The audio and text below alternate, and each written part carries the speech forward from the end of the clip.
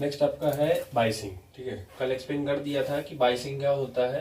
आपका सेपरेटली आपके पास जो पी टाइप सेमीकंडक्टर है और जो सेपरेटली आपका एन टाइप सेमीकंडक्टर है, इन पी और एन टाइप दोनों सेमीकंडक्टर्स को आप आपस में with the help of aluminium foil 500 degree Celsius तक आप हीट करते हो और दोनों को आपस में चिपका देते हो। ठीक है, अब जब ये पी एन एक साथ आप उसको मिक्स कर देते हो, then this is called P N junction, और इसी को हम बोलते हैं डायोड। तो चाहे पेपर में आपके वो पी एन जंक्शन लिख के बोलेंगे या खाली वो डायोड लिख के बोलेंगे, दोनों बातें सेम ही है। ठीक, उसके बाद आपको बोले थे कि जब हम पीएन जंक्शन बना लेते हैं तो करंट थोड़ी देर के बाद करंट रुक जाता था, थोड़ी देर तक चलता था, फिर करंट अपने आप रुक जाता था। तो फिर उस करंट को कंटिन्यू फ्लो कराने के लिए हमने एक नया तरीका यूज किया, then this is called biasing. Biasing में आपने क्या कहा कि आपका जो पीएन जंक्शन होता है या जो अरेंजमेंट होता है, उस अरेंजमेंट को हम एक्सटर्नल सोर्स ऑफ बैटरी के साथ जब आप कनेक्ट कर देते हो तो उसी को हम बोलते हैं बाइसिंग। बाइसिंग दो तरीके से होती है, एक होती है फॉरवर्ड बाइसिंग, एक होती है आपकी रिवर्स बाइसिंग। कैसे पहचानोगे? अगर पी टाइप वाला, क्योंकि आपकी बैटरी में भी दो टर्मिनल्स होते हैं, एक हायर टर्मिनल होता है जिसको पॉजिटिव साइन से इंडिकेट करते हो, एक लोअर पोटेंशियल होता है जिसको आप नेगेटिव साइन से इंडिकेट करते हो। तो अगर बैटरी का हायर पोटेंशियल या हायर पोटेंशियल ना कहा जाए तो उसको आप कौन सा टर्मिनल कह सकते हो? पॉजिटिव टर्मिनल, क्योंकि बैटरी का हायर टर्मिनल कौन होता है? हायर पोटेंशियल पॉजिटिव होता है। तो अगर बैटरी का हायर पोटेंशियल अगर P से कनेक्ट है और बैटरी का लोअर अगर N से कनेक्ट है तो वो जो बाइसिंग होती है उसको बोलते हैं फॉरवर्ड बाइसिंग। अगर बैटरी का नेगेटिव टर्मिनल लोअर पोटेंशियल वाला अगर P टाइप वाले से कनेक्ट है तो उसको बोलते हैं रिवर्स बाइसिंग। ठीक, तो आपको एक बार फॉरवर्ड बाइसिंग और रिवर्स बाइसिंग करने से जो पीएन जंक्शन में जो करंट थोड़ी देर के बाद रुक गया था वो करंट फिर से स्टार्ट हो जाएगी। ठीक, कल का लेक्चर जो समझा होगा उसके लिए ज्यादा प्रॉब्लम नहीं होगी क्योंकि कल के बाद ही इसको आगे करना है। ठीक है, अब दूसरी बात, यहां पे कल क्या हुआ था एक बार हम फिर से समझा दे रहे हैं। जब आपने पी और एन को किया था तो आपको शायद याद होगा कि पी टाइप में मेजॉरिटी चार्ज कैरियर कौन होता है? होल होता है, और एन टाइप में मेजॉरिटी चार्ज कैरियर आपका इलेक्ट्रॉन होता है। तो ये मेजॉरिटी चार्ज कैरियर है। अब आप इसमें ये नहीं कह सकते हो कि 100% इसमें आपका होल ही प्रेजेंट है। होल मेजॉरिटी होता है लेकिन इसमें थोड़ा बहुत माइनॉरिटी में कौन प्रेजेंट होता है? इलेक्ट्रॉन प्रेजेंट होता है। और एन टाइप में भी पूरा नहीं होता है, थोड़ा बहुत माइनॉरिटी में कौन होता है? तो ब्लू वाला आपका बेसिकली मेजॉरिटी है। पी टाइप में होल मेजॉरिटी चार्ज कैरियर होता है और एन टाइप में इलेक्ट्रॉन मेजॉरिटी होता है। और पी टाइप में माइनॉरिटी चार्ज कैरियर इलेक्ट्रॉन होता है और एन टाइप में माइनॉरिटी चार्ज कैरियर होल होता है। ये सेपरेटली हो गया। अब होता क्या है पी टाइप के जो एकदम पीछे वाले हैं, जो बैक साइड में है, तो क्योंकि सारे होल हैं तो आपस में रिपल्शन करेंगे। एन टाइप में सारे इलेक्ट्रॉन प्रेजेंट है तो वो आपस में रिपल्शन करेंगे। लेकिन जो आमने सामने एकदम प्रेजेंट है, जैसे मैं अगर पी टाइप हूं तो मेरे सामने मतलब मेरे पूरे एरिया में कौन होगा? आगे भी होल होगा, पीछे भी होल होगा। ऐसे ठीक मेरे सामने अगर एन टाइप वाले होंगे तो उनके सामने भी पहले कौन लाइन लगा खड़ा होगा? इलेक्ट्रॉन खड़ा होगा। तो पीछे वाले लड़ेंगे, आगे वालों के लिए तो आमने सामने कौन है? इधर होल है और उधर कौन है? इलेक्ट्रॉन होता है। तो होता क्या है कि एन टाइप का जो इलेक्ट्रॉन होता है, ये जो एन टाइप का आपका इलेक्ट्रॉन है, क्योंकि ये नेगेटिव चार्ज होता है, और होल जो होता है पी टाइप में वो आपका पॉजिटिव की तरह बिहेव करता है। तो थोड़ी देर के बाद क्या होता है, ये इलेक्ट्रॉन एन टाइप वाला धीरे धीरे जंप करके किसमें चला आता है? ये होल वाले में चलाता है। तो जब यहां चलाएगा तो एक्चुअल में अब यहां होल ना होके यहां कौन आ जाता है? इलेक्ट्रॉन। तो जब सारा एन टाइप में से जो आगे वाले हैं, आगे वाली जो लाइन है, उसके सारे इलेक्ट्रॉन यहां चले आए। जब इलेक्ट्रॉन चले आएंगे तो जहां से इलेक्ट्रॉन हट जाता है वहां पर्टिकुलरली क्या क्रिएट हो जाता है? ये क्रिएट हो गया आपका होल। समझ आया? ये कल वाला ही है आपका जो कल एक्सप्लेन किए थे। अब अगर इसमें याद हो तो होल आपका एज अ क्या बिहेव करता है? होल आपका एज अ क्या बिहेव करता है? ये करेगा आपका एज अ पॉजिटिव चार्ज, और जो इलेक्ट्रॉन है वो आपका एज अ क्या है? Negative charge. तो होता क्या है, अंदर ही अंदर एक पॉजिटिव से नेगेटिव क्या बन जाती है, एक इलेक्ट्रिक फील्ड बन जाती है। जहां इलेक्ट्रिक फील्ड बनती है वहां पर एक पोटेंशियल डिफरेंस क्रिएट हो जाता है, और जितने एरिया में ये इलेक्ट्रिक फील्ड बनती है या पोटेंशियल डिफरेंस बनता है, उतने पर्टिकुलर एरिया को हमने क्या नाम दिया था, उसको हम क्या बोलते थे, उसको हम बोलते थे डिप्लीशन। तो ये बेसिकली एक क्रिएट हो जाता है डिप्लीशन रीजन। ठीक, उसके बाद जो पहला जो एन टाइप का इलेक्ट्रॉन, क्योंकि इधर एन टाइप के इलेक्ट्रॉन मेजॉरिटी में थे और इधर जो आपका मेजॉरिटी में था वो कौन था, होल। तो क्योंकि इधर इलेक्ट्रॉन की संख्या ज्यादा है, तो नेचर के हिसाब से, यूनिवर्सल लॉ के हिसाब से, कोई भी चीज अपने हायर कंसंट्रेशन से अपने लोअर कंसंट्रेशन पे जाती है। तो एन टाइप में क्या ज्यादा था, इलेक्ट्रॉन। पी टाइप में क्या ज्यादा था, होल। होल होता है पॉजिटिव चार्ज, और पॉजिटिव चार्ज कभी भी मूव नहीं करता है। मूव करने का हक सिर्फ किसको दिया गया है, इलेक्ट्रॉन को ही दिया गया। तो इलेक्ट्रॉन अपने हायर कंसंट्रेशन से मूव करके किधर आ जाता है, लोअर कंसंट्रेशन, क्योंकि इधर तो इलेक्ट्रॉन है नहीं, क्योंकि इधर इलेक्ट्रॉन माइनॉरिटी में है, इधर मेजॉरिटी में होल है। तो इलेक्ट्रॉन अपने हायर कंसंट्रेशन से मूव करके लोअर कंसंट्रेशन पे, movement of particle from their higher concentration to their lower concentration is known as diffusion. तो बेसिकली क्या है, यहां का जो इलेक्ट्रॉन है वो डिफ्यूजन करके यहां चला आता है, यानी कि एन टाइप से इलेक्ट्रॉन पी टाइप की तरफ आता है। तो बेसिकली कौन आ रहा होता है, इलेक्ट्रॉन आ रहा होता है। किस प्रोसेस से वो आ रहा होता है, कौन सा प्रोसेस वो कर रहा होता है, डिफ्यूजन के प्रोसेस से एन टाइप का जो इलेक्ट्रॉन होता है वो डिफ्यूज करके चला आता है। तो अगर इलेक्ट्रॉन N2P जाएगा तो उसके अपोजिट में, इलेक्ट्रॉन जिधर जाता है उसके अपोजिट में क्या क्रिएट हो जाएगी, ये करंट क्रिएट हो जाएगी। तो बेसिकली जो करंट का डायरेक्शन होगा वो कैसे हो जाएगा, P से N हो जाएगा। और यहां जो करंट क्रिएट होता है उस करंट का हम बोलते हैं डिफ्यूजन करंट। समझ आया।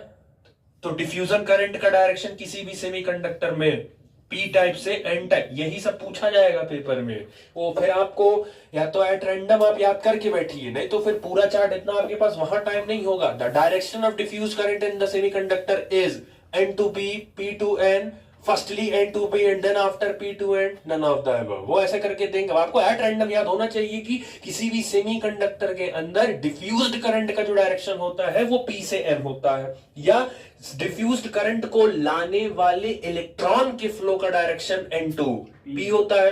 अब ये एक पर्टिकुलर, ये इस कहानी का पहला हाफ था, जो ये फर्स्ट स्टेप कंप्लीट हो गया। इतना कंप्लीट होते ही ये जो आगे वाले, आगे लाइन के जो लोग थे वो तो जंप हो गए। अब ये जो पीछे वाली लाइन के लोग हैं वो ये सोच रहे हैं कि हमारा इधर नेगेटिव चार्ज है, उधर होल है, तो जब अगर आगे वाला जा सकता है तो हम लोग भी जा सकते हैं। अगर आगे की लाइन वाले बच्चे जा सकते हैं तो हम लोग भी जा सकते हैं। तो ये लोग क्या करते हैं, ये लोग उतर जाते हैं जाने के लिए। और जैसे ही ये लोग पीछे वाले एन टाइप के बाकी इलेक्ट्रॉन जैसे उतरते हैं वो इसके अंदर, तो क्योंकि आपने पहले डिप्लीशन रीजन में आपने पहले से इलेक्ट्रिक फील्ड बना कर रखी है, और इलेक्ट्रिक फील्ड का डायरेक्शन आपका इधर है। इलेक्ट्रॉन जब उस फील्ड में इंटर करेगा तो क्योंकि इलेक्ट्रॉन के ऊपर कौन सा चार्ज होता है, नेगेटिव, और इलेक्ट्रिक फील्ड के अंदर जब कोई भी नेगेटिव चार्ज घुसता है तो इलेक्ट्रिक फील्ड उस पर direction opposite to the field लगाती है। तो जैसे ही इलेक्ट्रॉन इस फील्ड में घुसेगा, तो क्योंकि इलेक्ट्रिक फील्ड इधर है और इलेक्ट्रिक फील्ड नेगेटिव चीजों पर डायरेक्शन फोर्स कैसे लगाती है, अपोजिट, तो ये घुसा, और जैसे ही घुसा उसको जबरदस्ती ढकेल के वापस उधर ही कर दिया जाएगा कि नहीं। मतलब इस इलेक्ट्रॉन को जबरदस्ती घसीट के उधर लिया जाएगा, और घसीटने ही कोई बोलते हैं ड्रिफ्ट। तो जैसे ही इलेक्ट्रॉन इस फील्ड में घुसा, इलेक्ट्रिक फील्ड इसको अपोजिट डायरेक्शन में घसीट देगी, दैट इज ड्रिफ्ट कर देगी इस इलेक्ट्रॉन को। तो आपका जो इलेक्ट्रॉन है सेकंड के, ये तो आपका हो गया पहला केस।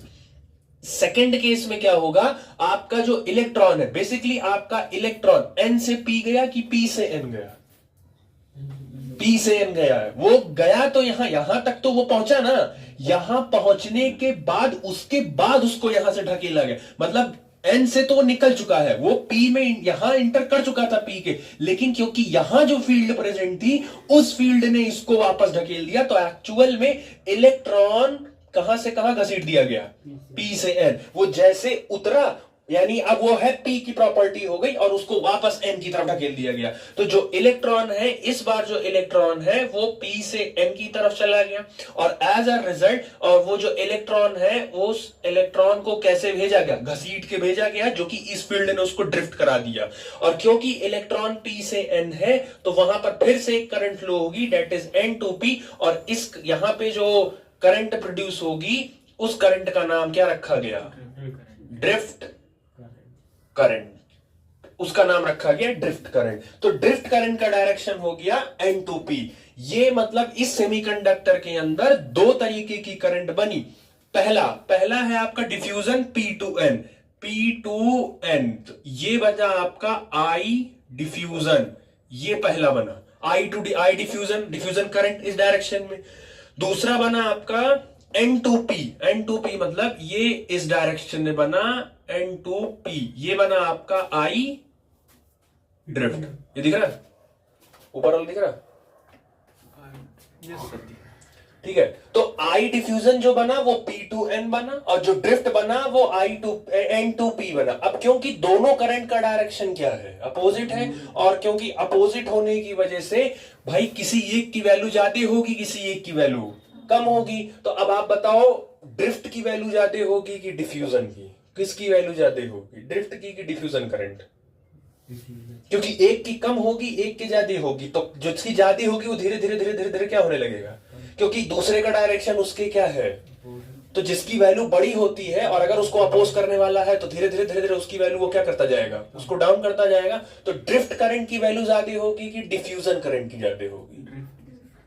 डिफ्यूजन करंट की ज्यादा होगी, क्योंकि ड्रिफ्ट बाद में आया है, ड्रिफ्ट को अपोज करने के लिए पहले से कौन प्रेजेंट है, डिफ्यूजन तो है ही। दूसरी बात, डिफ्यूजन इसलिए ज्यादा होगा क्योंकि जब डिफ्यूजन हुआ तो कोई रोक टोक नहीं था, इलेक्ट्रॉन आसानी से जंप करके चला गया था कि नहीं चला, इसीलिए डिफ्यूजन प्रोसेस आसान होता है कि कॉम्प्लिकेटेड होता है, यूनिवर्सल प्रोसेस है ना, नेचुरल प्रोसेस, तो वो आसानी से हो जाएगा। जब आसानी से इलेक्ट्रॉन फ्लो कर जाएगा जल्दी जल्दी तो डिफ्यूजन करंट में क्या होगा, ज्यादा होगा। लेकिन उसके बाद वाला जो प्रोसेस है, आप उसमें घुस रहे हो, आप पर फोर्स लग रहा है, आप घसीट के वापस जा रहे हो, आप कहीं घुस रहे थे, आपको जबरदस्ती खींच के बाहर ले आया गया। एक दो रास्ता है, आपको कहीं वीआईपी कल्चर या कहीं आपको जाना था तो पहला क्या हुआ, आप मंदिर के लाइन में आके खड़े थे, किस मिलना था, तो आप आसानी से, आप बोला गया कि 1 मिनट का 10 सेकंड का टाइम है, 10 सेकंड के अंदर निकल जाना है, आप 10 सेकंड के अंदर आराम से निकलते चले गए। अगला जब टर्न आया तो जैसे ही आपने कदम रखा थोड़ा बड़ा आपको घसीट के पीछे ले आएगा।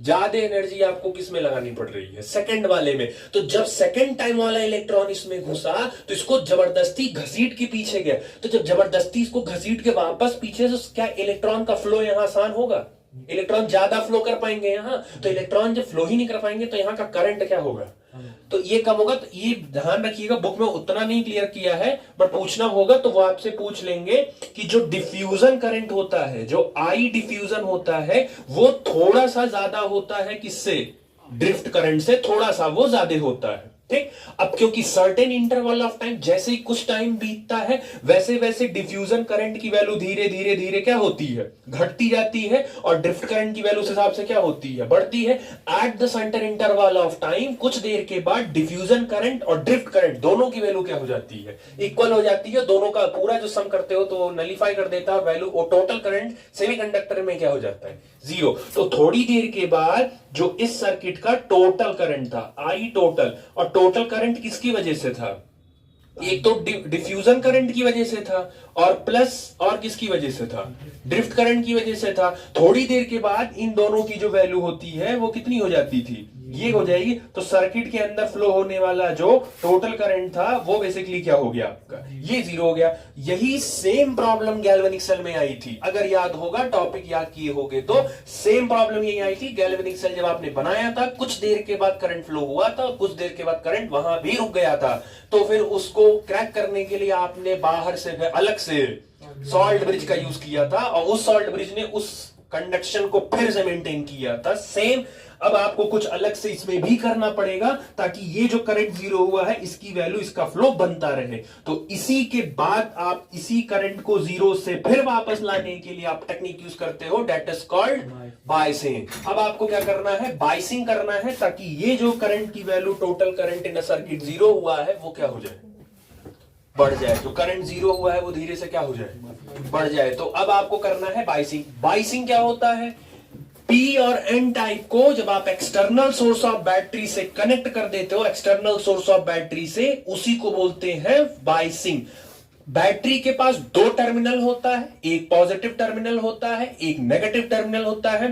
बैटरी का पॉजिटिव टर्मिनल अगर पी टाइप से कनेक्ट है तो वो फॉरवर्ड बाइस होगा, और अगर बैटरी का नेगेटिव पी टाइप से कनेक्ट है तो वो कहलाएगा रिवर्स बाइसिंग। एक ही याद रखिए, बैटरी का पॉजिटिव टर्मिनल अगर पी टाइप से कनेक्ट है तो वो फॉरवर्ड बाइसिंग कहलाएगा, और अगर बैटरी का नेगेटिव पी टाइप से कनेक्ट है तो वो क्या कहलाएगा, रिवर्स बाइसिंग कहलाएगा। समझ आया?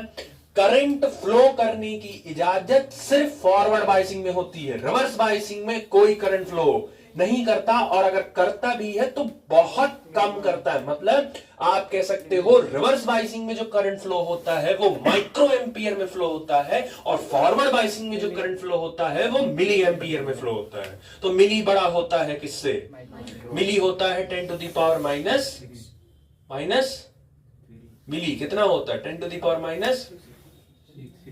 माइनस 3, और माइक्रो होता है 10 टू द पावर -6। तो मिली बड़ा है माइक्रो से। तो फॉरवर्ड बाइसिंग में मिली एम्पियर में करंट जाता है, और रिवर्स बाइसिंग में माइक्रो एम्पियर में करंट जाता है। समझ आ गया? अब बाइसिंग करने, हालांकि मैं बाइसिंग डायरेक्ट वहां से बढ़ा सकता था, बट वो रिलेटेबल कराना था। इतनी कहानी आई समझ में? अब मैं कराने जा रहा हूं फॉरवर्ड बाइसिंग। सबसे इसमें बाइसिंग में जो पहला है आपका, वो है आपका फॉरवर्ड बाइसिंग, कि जो भी आपका पीएन जंक्शन है उसको आप फॉरवर्ड बाइसिंग में कनेक्ट करिए। तो अब आप बैटरी लगाना है, बैटरी में पॉजिटिव ने, फॉरवर्ड बाइसिंग उसे कहते हैं बैटरी का पॉजिटिव इससे कनेक्ट होना चाहिए। तो बैटरी का पॉजिटिव टर्मिनल क्या थोड़ी डंडी बड़ी बनाते थे, और नेगेटिव टर्मिनल थोड़ा सा छोटा बनता था।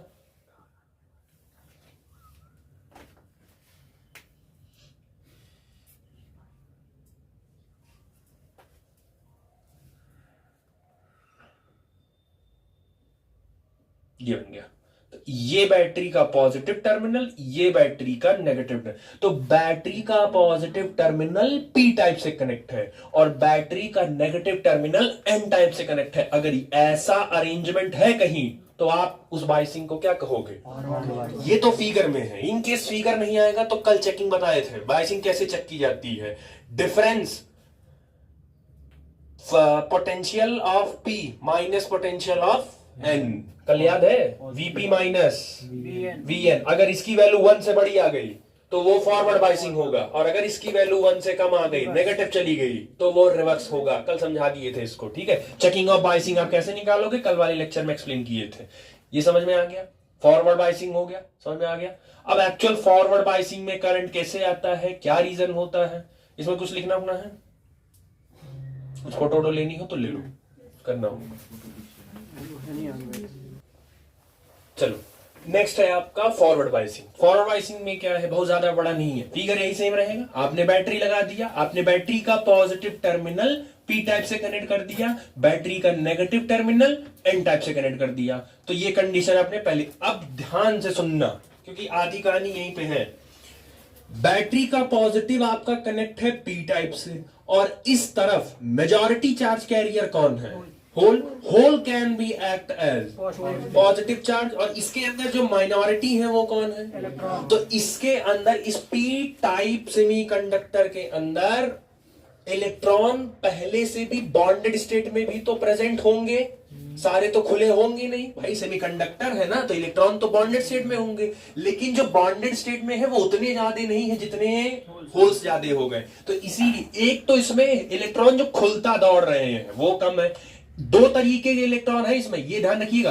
पी टाइप सेमीकंडक्टर के अंदर दो तरीके के इलेक्ट्रॉन है, पहले वो जो खुले दौड़ रहे हैं, फ्री वाले जो दौड़ रहे हैं, ठीक है, और दूसरे वो जो ऑलरेडी बॉन्डेड स्टेट में पहले से प्रेजेंट है। तो होगा क्या, ये जो पी टाइप वाला, ये जो पॉजिटिव टर्मिनल है, ये हायर पोटेंशियल पर है, हायर पोटेंशियल पर है, तो प्लस को हमेशा क्या चाहिए होता है, इलेक्ट्रॉन। तो पी टाइप सेमीकंडक्टर में जितने खुले वाले इलेक्ट्रॉन होंगे उनको अपनी तरफ खींचना चाहेगा कि नहीं चाहेगा, और जब अपनी तरफ खींचना चाहेगा तो इसके अंदर जितने भी इलेक्ट्रॉन जो खुले दौड़ रहे थे वो सब किधर की तरफ धीरे धीरे शिफ्ट होना स्टार्ट हो जाएंगे, ये एंड की तरफ इकट्ठा होना स्टार्ट हो जाएंगे। और क्योंकि इधर पॉजिटिव टर्मिनल है और होल भी सारे कैसे एक्ट करते हैं, तो वो पॉजिटिव पॉजिटिव के बीच में क्या शुरू हो जाएगा, रिपल्शन। रिपल्शन की वजह से सारा जो पॉजिटिव है वो धीरे धीरे डिप्लीशन रीजन के पास आना स्टार्ट हो जाएगा कि नहीं।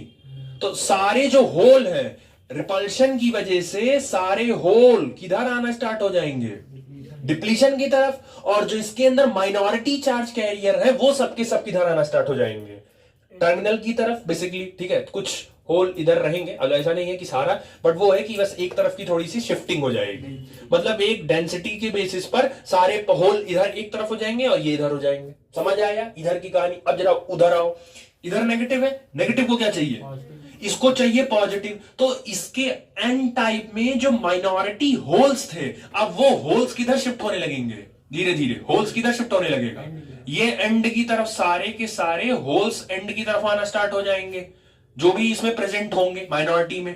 और जो भी, अब क्योंकि इधर इलेक्ट्रॉन है और इधर भी टर्मिनल कौन सा है, इलेक्ट्रॉन, तो इलेक्ट्रॉन इलेक्ट्रॉन के बीच में क्या शुरू हो जाएगा, रिपल्शन। सारे इलेक्ट्रॉन इधर की तरफ शिफ्ट होना स्टार्ट हो जाएंगे, लगभग सारे इलेक्ट्रॉन इधर आना स्टार्ट हो जाएंगे।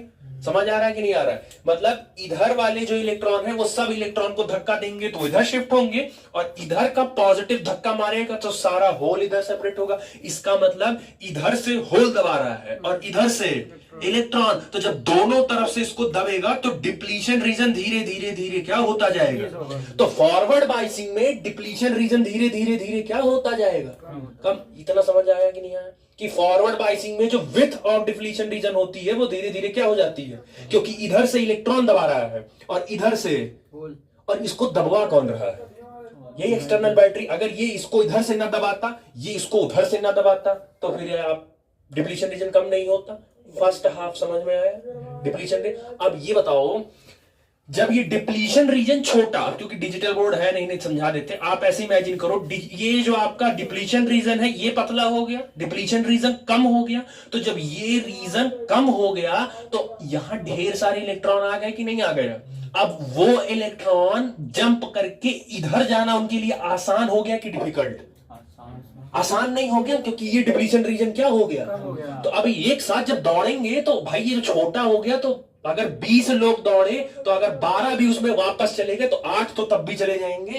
तो डिप्लीशन रीजन छोटा होने की वजह से, विथ इसकी कम होने की वजह से, जो भी इलेक्ट्रॉन एन टाइप में था अब वो इस फील्ड को क्रॉस करके धीरे धीरे क्रॉस करके किधर आ जाएगा, ये पी टाइप, क्योंकि इधर क्या प्रेजेंट है, तो इधर आ जाएगा। तो फॉरवर्ड बाइसिंग में वहां तुरंत वहां क्या बन जाएगा, करंट क्रिएट हो जाएगा। इसीलिए फॉरवर्ड बाइसिंग में करंट अलाउ कर दिया जाता है और करंट बन जाता है। और ये जो करंट बनता है ये बेसिकली करंट किसमें बनता है, मिली एम्पियर बनता है। और फॉरवर्ड बाइसिंग में जो करंट बनता है, that current is called forward current, इसको बोलते हैं हम फॉरवर्ड करंट। समझ आया, ये बेसिकली है इसमें। तो फॉरवर्ड बाइसिंग में, फॉरवर्ड बाइसिंग करते समय जो इलेक्ट्रॉन था, इलेक्ट्रॉन फॉरवर्ड बाइसिंग में इलेक्ट्रॉन किधर से किधर गया, एन से पी जा रहा है। तो जो इलेक्ट्रॉन जब एन से पी जाएगा तो वहां करंट बनेगा, और उस करंट का नाम क्या था, तो फॉरवर्ड बाइसिंग में जो करंट बनता है उसको बोलते हैं फॉरवर्ड करंट। और उस फॉरवर्ड करंट का डायरेक्शन क्या था, पी से एन। समझ आया, ये है आपका फॉरवर्ड बाइसिंग। समझ आया, हो गया। अच्छा, अब फॉरवर्ड बाइसिंग समझ गए, तो क्या क्या रिजल्ट हुआ फॉरवर्ड बाइसिंग में। पहला, पोटेंशियल बैरियर रिड्यूस हुआ कि इंक्रीज हुआ। तो फॉरवर्ड बाइसिंग में पहला पॉइंट आप क्या याद करेंगे कि जो पोटेंशियल बैरियर था, ये जहां प्लस माइनस पोटेंशियल थे, वो बैरियर क्या हो गया, रिड्यूस हो गया। Second point, width of depletion layer increases और डिक्रीजेस, डिक्रीजेस हो गया। अच्छा, करंट फ्लो होना स्टार्ट हो गया। करंट को अपोज कौन करता है? किसी सर्किट में अपोज जो करता है उसको क्या बोलते हैं? रेजिस्टेंस। अगर फॉरवर्ड बाइसिंग में करंट फ्लो कर गया, इसका मतलब फॉरवर्ड बाइसिंग का रेजिस्टेंस ज्यादा की कम? कम, तभी तो करंट अलाउ हो गया। मतलब फॉरवर्ड बाइसिंग में बेसिकली बोल सकते हो PN junction provide very small resistance, देता है, बहुत कम देता है। Fourth point, forward current flow in circuit, forward current flow हो गया सर्किट में। चौथा, order of forward current is in milliampere, वो समझा दिया आपको। और फॉरवर्ड बाइसिंग में जो फ्लो हो रहा, बेसिकली फॉरवर्ड बाइसिंग में जो फ्लो हो रहा है, मेजॉरिटी चार्ज कैरियर फ्लो हो रहे हैं कि माइनॉरिटी वाले? फ्लो कौन हो रहा है? मेजॉरिटी वाले कि माइनॉरिटी वाले? मेजॉरिटी वाले हो रहे हैं। इलेक्ट्रॉन कहां से कहां जा रहा है? इलेक्ट्रॉन कहां से कहां जा रहा है? एन से पी। और एन में कौन होता है? तो इलेक्ट्रॉन एन टाइप में इलेक्ट्रॉन क्या होते हैं? मेजॉरिटी। यही तो मूव करके आ रहे हैं। तो फॉरवर्ड बाइसिंग में कौन मूव करता है? Majority charge carrier N type से पी टाइप मूव करते हैं। समझ आ गया? ठीक। अच्छा, क्योंकि एक तो पोटेंशियल है, करंट फ्लो हुआ, मतलब कि फॉरवर्ड बाइसिंग में आपने पोटेंशियल और करंट दोनों के साथ खेला, करंट आया और कहीं ना कहीं पोटेंशियल है, करंट है और डिफरेंस होगी आने, जैसे आपका सर्किट में करंट फ्लो हुआ, तो कहीं ना कहीं ये ओम्स लॉ की तरफ इशारा कर रहा है। बेसिकली ओम्स लॉ का जो ग्राफ बनता है वो स्ट्रेट लाइन ग्राफ होता है, जबकि सेमीकंडक्टर, पहले ही बता दिया हूं, सेमीकंडक्टर ओम्स लॉ को फॉलो, पूरा चैप्टर ही ओम्स लॉ को फॉलो नहीं करेगा वो, तो मतलब इनका जो ग्राफ होगा वो स्ट्रेट लाइन नहीं बनेगा। दूसरा, ओम्स लॉ में जो आप ग्राफ बनाते थे वो बेसिकली वीआई ग्राफ बनाते थे, पोटेंशियल और करंट के बीच का ग्राफ बनाते थे, जिसका स्लोप क्या आता था? वीआई ग्राफ का स्लोप क्या था? रेजिस्टेंस। और आईवी ग्राफ का स्लोप क्या था? 1 रेजिस्टेंस था। तो जैसे वहां वी आई का बनाए हो, यहां उल्टा करना है, यहां आईवी का ग्राफ बनाना है। वो इसलिए क्योंकि करंट इलेक्ट्रिसिटी में जो ओम्स लॉ का करंट होता था वो कम नहीं होता था, वो ज्यादा होता था, ये मिली में नहीं आता था वहां। लेकिन सेमीकंडक्टर के अंदर जो करंट आ रहा है वो बेसिकली मिली एम्पियर में आ रहा है। मतलब यहां पोटेंशियल तो क्रिएट हो जा रहा है ज्यादा, लेकिन उसके जितना वो क्रिएट हो रहा है उसके रिस्पेक्ट में करंट, हम इनपुट तो पूरा लगाए हैं लेकिन जितना हमको आउटपुट चाहिए था उतना हमको नहीं मिल पा रहा है, वो सेमीकंडक्टर में होता है। जबकि नॉर्मल करंट जो आप पढ़ते हो उसमें जितना इनपुट देते हो अप्रोक्सीमेटली आपको उतना आउटपुट वहां मिल जाता है। तो यहां बेसिकली फॉरवर्ड बाइसिंग का आपका अपना एक ग्राफ बनेगा, दैट इज, इसको बोलते हैं आपका आई वी ग्राफ, आईवी कैरेक्टरिस्टिक, इस नाम से भी आएगा, ये आईवी कैरेक्टरिस्टिक आएगा।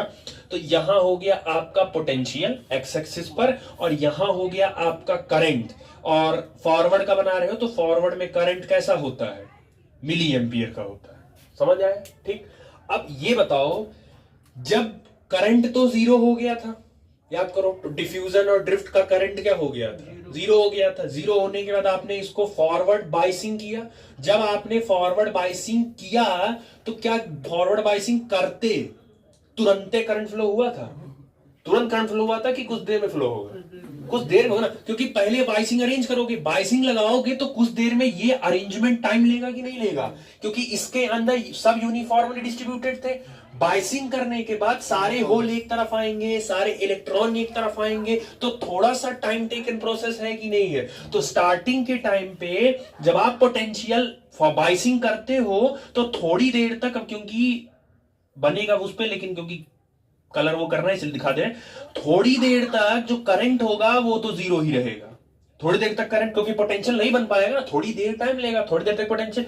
लेकिन जैसे ही पोटेंशियल सेट हो गया यहां पे, तो थोड़ी देर के बाद तुरंत करंट फ्लो होना स्टार्ट हो जाएगा कि नहीं जाएगा? जब करंट फ्लो होना स्टार्ट होगा तो थोड़ी देर तक करंट फ्लो करेगा, बहुत थोड़े टाइम तक ग्राफ स्ट्रेट बनेगा, उसके बाद जो करंट होगा वो कांस्टेंट हो जाएगा। तो ये ग्राफ ऐसे चला जाएगा। अब इसमें 3 हिस्सा है, यहां से लेके यहां तक का जो हिस्सा है वहां पर पोटेंशियल में कोई चेंज नहीं हुआ, पोटेंशियल अभी यहां क्रिएट नहीं हो, प्रॉपर पोटेंशियल क्रिएट नहीं हो पाया है, तो एज इट इज ये स्ट्रेट लाइन है, कोई चेंज नहीं हुआ।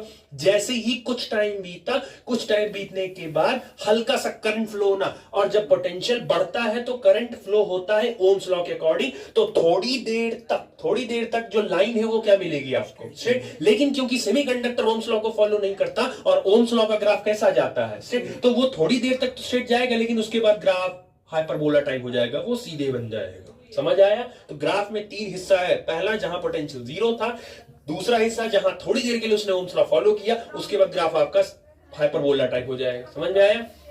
अब अगर इस ग्राफ को तोड़े तो आप चेक करो, ये वाला पॉइंट यहां से लेके यहां तक का जो पॉइंट था, इतनी देर के लिए ओम्स लॉ फॉलो किया, इतनी देर तक स्ट्रेट है, उसके बाद तो वो एज इट इज नॉर्मल कर देगा। वो यहां तक तो कोई नहीं, यहां तक कोई करंट फ्लो हुआ है नहीं। ये वो पॉइंट है, अगर मैं इसको बोल दूं पॉइंट ए, अगर इस पॉइंट को बोल दूं तो ये फॉरवर्ड करंट का और ये वाला एक्सिस पोटेंशियल का है कि नहीं है? तो यहां पे ये जो पॉइंट ए है, ये वो पोटेंशियल है, ये वो पोटेंशियल है जिसपे करंट फ्लो होना क्या हो गया? चालू हो गया। फॉरवर्ड बाइसिंग में वो पोटेंशियल जिसपे करंट फ्लो होना स्टार्ट हो जाता है, that potential is known as knee voltage, उसको बोलते हैं नी वोल्टेज। तो तुमसे पूछा जाएगा what is knee voltage? Knee voltage क्या होता है? The voltage in which the current will start flowing in forward biasing. Forward biasing करते समय जिस पोटेंशियल पर करंट शुरू हो जाएगा फ्लो करना, वो पोटेंशियल क्या कहलाएगा? नी वोल्टेज कहलाएगा। समझ आया? और इसका ग्राफ जब भी बनेगा, चारों क्वाड्रेंट में से हमेशा पहले क्वाड्रेंट में ही बनेगा। ये ध्यान रखिएगा, पहले क्वाड्रेंट में ही बनेगा, ये याद रखिएगा। ठीक, चलो नेक्स्ट है आपका रिवर्स बाइसिंग। अब रिवर्स बाइसिंग में क्या है? आपके बैटरी का नेगेटिव टर्मिनल, तो बैटरी का आपका नेगेटिव टर्मिनल और बैटरी का पॉजिटिव। तो अगर बैटरी का नेगेटिव टर्मिनल आपके पी टाइप से कनेक्ट होगा और बैटरी का पॉजिटिव टर्मिनल अगर एन टाइप से कनेक्ट होगा, तो इस बाइसिंग को बोलते हैं reverse biasing. As it is P type में होल आपका मेजॉरिटी चार्ज कैरियर है, नहीं तो इसमें इलेक्ट्रॉन ज्यादा क्यों बना दिए?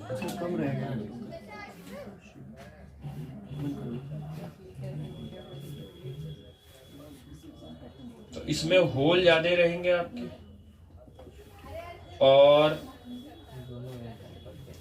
और इसमें आपका एन टाइप में इलेक्ट्रॉन मेजॉरिटी चार्ज कैरियर है, तो वो एज इट इज है। और माइनॉरिटी चार्ज कैरियर में आपका कहीं कहीं बीच बीच में आपका होल है। समझ आ गया? क्लियर हो गया इतना? अब आपको ध्यान समझिएगा, वही यही सेम काम इसमें उल्टा करना है। नेगेटिव है तो नेगेटिव है, तो अब ध्यान से सुनना, नेगेटिव जो होगा तो इसके अंदर माइनॉरिटी चार्ज कैरियर कौन है? इलेक्ट्रॉन है। तो जो इलेक्ट्रॉन है, माइनॉरिटी चार्ज कैरियर है, वो रिपेल करेंगे। तो जब रिपेल करेंगे तो इसके माइनॉरिटी से सारे इलेक्ट्रॉन किधर आते जाएंगे? इधर आएंगे। और जो मेजॉरिटी चार्ज कैरियर है, होल किस तरफ अब शिफ्ट होना स्टार्ट हो जाएंगे? एंड की तरफ। मतलब कि रिवर्स बाइसिंग में जो सारे होल होते हैं, होल वो किस तरफ आके अब एडजस्ट होना स्टार्ट हो जाएंगे? ये एंड पर आना स्टार्ट हो जाएगा। जो आपके सारे होल होंगे वो यहां आ जाएगा, ये यहां पर आ जाएगा, और जो उसमें फ्री इलेक्ट्रॉन्स थे, माइनॉरिटी चार्ज कैरियर वाले जो इलेक्ट्रॉन्स थे, जो कहीं कहीं थे, थोड़े मात्रा में प्रेजेंट थे, वो इधर खिंच जाएंगे। एज इट इज सेम काम इधर होगा। इधर पॉजिटिव चार्ज है, तो पॉजिटिव चार्ज को क्या चाहिए? इलेक्ट्रॉन चाहिए। इधर मेजॉरिटी चार्ज कैरियर कौन है? तो सारे इलेक्ट्रॉन किधर शिफ्ट होंगे? एंड की तरफ। तो जो सारे इलेक्ट्रॉन हैं वो धीरे धीरे शिफ्ट होने लगेंगे किधर की तरफ? वो एंड की तरफ आने लगेंगे। सारे जो इलेक्ट्रॉन है पॉजिटिव टर्मिनल की वजह से सारे इलेक्ट्रॉन इधर आने लगेंगे, और उनमें जो कहीं कहीं माइनॉरिटी चार्ज कैरियर में जो आपके होल प्रेजेंट थे, वो सारे के सारे इधर शिफ्ट होने लगेंगे। यहां तक समझ में आया? अब आप एक चीज इसमें ध्यान देना, ध्यान क्या देना है? इधर मेजॉरिटी में कौन है? वो इधर भाग रहे हैं। इसमें सरकार किसकी, माना किसकी जाएगी बात? होल की, क्योंकि मेजॉरिटी में है। इधर किसकी मानी जाएगी? तो क्या है, मेजॉरिटी वाला इधर खींच रहा है मतलब इधर का मेजॉरिटी इधर खींच रहा है, उधर का मेजॉरिटी उधर खींच रहा है, तो दोनों तरफ से मेजॉरिटी खींच रहे हैं, तो डिप्लीशन लेयर की विड्थ बढ़ेगी कि घटेगी? बढ़ेगी। तो रिवर्स बाइसिंग में डिप्लीशन लेयर की जो विड्थ होती है वो धीरे धीरे क्या हो जाती है? ये बढ़ जाती है। जो पोटेंशियल बैरियर है वो क्या हो जाता है? तो जो फॉरवर्ड में किए हो उसी का यहां क्या कर दो। तो पहला पॉइंट ये था कि फॉरवर्ड बाइसिंग में पोटेंशियल बैरियर कम हो जाता है, रिवर्स बाइसिंग में पोटेंशियल बैरियर क्या हो जाता है। सेकेंड पॉइंट था जो डिप्लीशन रीजन की जो विड्थ है वो क्या हो जाती है। और अगर डिप्लीशन लेयर की विड्थ बड़ी हो गई, ये बड़ा हो गया, तो अब यहां का हालांकि सारा इलेक्ट्रॉन उधर चला जा रहा है, तो क्या एक भी इलेक्ट्रॉन इधर फ्लो नहीं, तो मतलब कि इलेक्ट्रॉन फ्लो नहीं करेगा तो करंट नहीं, इसका मतलब इसका रेजिस्टेंस, तो इसका मतलब रिवर्स बाइसिंग में जो रेजिस्टेंस होता है, इसीलिए रिवर्स बाइसिंग में करंट फ्लो नहीं होता है। समझ आया? उसके बाद उसमें एक पॉइंट और लिखे थे, पीएन जंक्शन प्रोवाइड वेरी, उसमें लिखे थे स्मॉल रेजिस्टेंस, इसमें लिखोगे PN junction provide large resistance. इसमें जो करंट फ्लो होगा, ऐसा नहीं होगा, जरूर करंट होगा, लेकिन यहां जो करंट फ्लो होगा वो मिली माइक्रो एम्पियर में जाएगा, और उस करंट का नाम क्या होगा? भाई करोड़ों है, करोड़ों में से 1-8 तो जंप कर ही जाएंगे। आप टेम्परेचर अलग दिए हो तो 1-2 तो कर ही जाएंगे, बट वो कैसे जाएंगे वो भी समझा रहे हैं। तो बेसिकली रिवर्स बाइसिंग में जो करंट, आप ये नहीं कह सकते हो कि करंट 0 होगा, कम होगा, थोड़ा बहुत होगा, तो उसमें मिली में फ्लो होगा, इसमें जो आपका करंट होगा वो किस में जाएगा? वो माइक्रो में जाएगा। अब होता क्या है, लोगों ने ये सोचा कि फ्लो होना तो चाहिए, थोड़ा बहुत ही होना चाहिए, उससे क्या मतलब है? इलेक्ट्रॉन तो प्रेजेंट ही है, होल भी है, इलेक्ट्रॉन भी है, तो करंट 0 तो नहीं होना चाहिए, थोड़ा बहुत तो फ्लो होना चाहिए। तो लोगों ने बुद्धि ये लगाई, लाओ इसका पोटेंशियल बढ़ाते हैं, जो एक्सटर्नल बैटरी है उसका पोटेंशियल बढ़ाते हैं। एक चीज और जो स्टार्टिंग में मिस हो गया थोड़ा सा, ये जो डिप्लीशन लेयर होता है ना, डिप्लीशन लेयर, इस डिप्लीशन लेयर खुद अपनी एक पोटेंशियल है, तो इसका पोटेंशियल क्या बोल सकते हो? वीडी। ये खुद एक अपने आप में एक सेल का काम कर रहा है। ये जो डिप्लीशन लेयर होता है ये खुद अपने आप में एक सेल का काम कर रहा होता है। मतलब इसमें 2 सेल लगे हैं, 2 बैटरी, एक तो डिप्लीशन लेयर वाला और एक एक्सटर्नल जो आप लगाकर बैठे हो। तो 2 लगाकर बैठे हो कि नहीं बैठे हो? अब आपने क्या किया, आपने सोचा करंट फ्लो करना तो चाहिए, तो आपने क्या कर दिया, ये जो एक्सटर्नल बैटरी आपने लगाया था, इस एक्सटर्नल बैटरी का पोटेंशियल बढ़ाया। जब आपने पोटेंशियल बढ़ाया तो उधर से हायर पोटेंशियल की पावर बढ़ी और इधर से नेगेटिव पोटेंशियल। मैंने कहा इसके अंदर 2 तरीके के इलेक्ट्रॉन होते हैं, 2 तरीके के इलेक्ट्रॉन है, भले माइनॉरिटी है बट 2 तरीके के। एक बॉन्डेड स्टेट में है जो कोवेलेंट बॉन्ड बनाकर बैठे हैं, और एक जो घूम रहे थे। तो जो फ्री स्टेट में थे वो तो आसानी से लड़खड़ाक चले गए उधर, लेकिन जो बॉन्डेड स्टेट में थे वो तो आराम से ही बैठे थे। लेकिन क्योंकि आपने यहां का पोटेंशियल बढ़ा दिया, तो अब जब पोटेंशियल बढ़ाए तो यहां जो बॉन्डेड स्टेट में है उनके अंदर थोड़ा थोड़ा एनर्जी आना स्टार्ट हो जाएगा। वो कह रहे हैं नहीं टूटेंगे, हम झेल ले रहे हैं। आपने और बढ़ाया, हम नहीं, होल्ड कर लेंगे, हम नहीं। आप पोटेंशियल बढ़ाते जा रहे हो, पोटेंशियल बढ़ाते यहां के जो बॉन्डेड स्टेट के इलेक्ट्रॉन थे वो अपने मैक्सिमम तक पहुंच गए। मतलब यहां का पोटेंशियल आप इतना बढ़ा दिए कि जितना यहां के बॉन्डेड स्टेट के इलेक्ट्रॉन थे वो झेल सके, जितना वो झेल पाए वो झेले। लेकिन एक पोटेंशियल ऐसा इसमें जरूर आएगा एक्सटर्नल वाले में, जब बॉन्डेड वाले भी दम तोड़ देंगे अपना, और वो अपना बॉन्डिंग छोड़ के कहां चले जाएंगे? बाहर फ्री हो जाएंगे। और जैसे ही वो बॉन्डेड वाले फ्री होंगे तो उनकी एनर्जी इतनी ज्यादा होगी कि वो जरूर इस बैरियर को क्या कर लेंगे? क्रॉस कर लेंगे। जैसे इस बैरियर को क्रॉस करेंगे उसके अपोजिट में क्या फ्लो हो जाएगा, और उस करंट का नाम यहां क्या रखा गया? रिवर्स करंट का। लेकिन वो जो रिवर्स करंट होगा वो इतनी आसानी से थोड़ी ना आया है, नॉर्मल में तो आया नहीं है। उसके लिए आपने पोटेंशियल को धीरे धीरे क्या किया है। तो एक्चुअल जब रिवर्स करंट का डायरेक्शन पूछा जाएगा तो रिवर्स करंट के में आपका जो इलेक्ट्रॉन था बॉन्डेड स्टेट वाला, वो पी टाइप से ये एन टाइप तक गया, और एज इट इज वहां पर अपोजिट में करंट फ्लो हुआ, that is called reverse current. और रिवर्स करंट का डायरेक्शन एन से पी हुआ। समझ आया कि नहीं आया? क्लियर हुआ? समझ आया क्या हुआ था? इसका पोटेंशियल पहले बढ़ाए, बॉन्डेड वाला बैठा था, ठीक है। हमने कहा अपने दोस्त को मारो, 1 लाख देंगे। कहे नहीं मारेंगे। 5 लाख बॉन्डेड में है, दोस्ती पक्की है, नहीं मारेंगे। 20 नहीं, 50 नहीं, 1 करोड़ नहीं, 5, 20, 25, 50, 70 कम मारना है। तो जैसे 70 करोड़ आया, यहां का जो बॉन्डेड स्टेट था जवान तोड़ दिया अपना, वो जो उसके अंदर बेरिंग कैपेसिटी तोड़ दिया। जैसे ही 70 करोड़ बोले, आपने कहा हो गया, कम मारना है बताओ। तो वो जिस अमाउंट ऑफ मनी पर आपकी ईमानदारी, आपकी दोस्ती टूट गई, दैट पर्टिकुलर अमाउंट ऑफ पैसा इज नोन एज, अब क्योंकि यहां आप क्या बोलोगे उसको, वोल्टेज। तो जिस वोल्टेज पर यहां का बॉन्डेड स्टेट वाला इलेक्ट्रॉन फ्री हो गया और फ्लो कर गया, that voltage is known as breakdown voltage. Breakdown का मतलब क्या? ब्रेक डाउन का मतलब तोड़ दिया ना, जितना तोड़ सकता।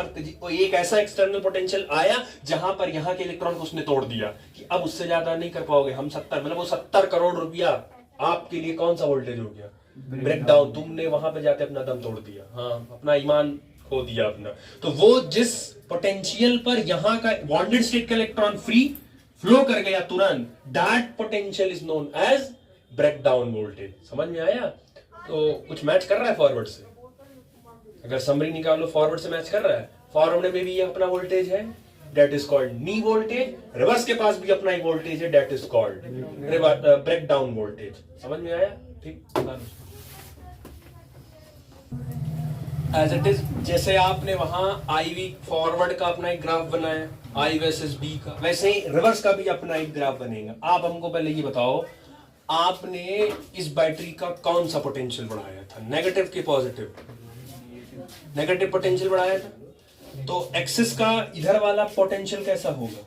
पॉजिटिव होगा। और इधर वाला पोटेंशियल नेगेटिव होगा। तो रिवर्स बाइसिंग का जो ग्राफ बनेगा वो नेगेटिव साइड बनेगा। इधर बनेगा। तो कौन सा क्वाड्रेंट यूज होगा?